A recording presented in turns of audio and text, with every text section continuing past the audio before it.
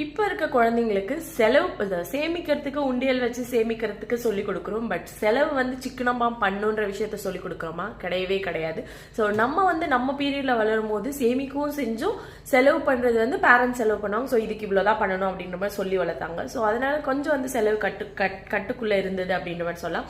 But இப்போ வந்து நம்ம வந்து சேமிக்க மட்டும்தான் சொல்லித்தரும், செலவு பண்ண சொல்லி தரதே இல்லை. அதனாலேயே வந்து குழந்தைங்க வந்து அவங்க என்ன செலவு பண்றாங்க, எதுக்காக பண்றாங்கன்னு தெரியாம இஷ்டத்துக்கு செலவு பண்ணிட்டு இருக்காங்க. ஸோ பணத்தோட மதிப்பு வந்து குழந்தைங்களுக்கு புரிய வைக்கிறதுக்கு இந்த டிப்பை ஃபாலோ பண்ணுங்க, கண்டிப்பா யூஸ்ஃபுல்லா இருக்கும். என்ன அப்படின்னா இது சின்னவங்களுக்கு மட்டும் இல்ல, பெரியவங்களுக்கு யூஸ்ஃபுல்லா இருக்கும்.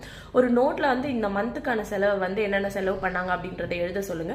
இந்த மந்த் முடிஞ்சதுக்கு அப்புறம் அதை ரீரீட் பண்ண சொல்லுங்க. ஸோ என்னென்ன செலவு வந்து தேவையில்லாத செலவுகளா அவங்க பண்ணியிருக்காங்க அப்படின்ற விஷயத்த வந்து நோட் பண்ணி சொல்லி அதை ஸ்ட்ரைக் அவுட் பண்ண சொல்லுங்க. அடுத்த மாசம் பண்ணும்போது அந்த செலவுகளை கம்மி பண்ணிட்டு அதே மாதிரி ஒரு 3 மாசம் தொடர்ந்து எழுதிட்டு 4வது மாசம் பாத்தீங்க அப்படின்னா எழுத தேவையில்ல, ஆட்டோமேட்டிக்கா வந்து ஒரு செலவு பண்ணும்போது இது தேவையில்லாத செலவு தானே அப்படின்ட்டு செலவு பண்ணும்போதே அதை கண்ட்ரோல் பண்ணுவாங்க. இது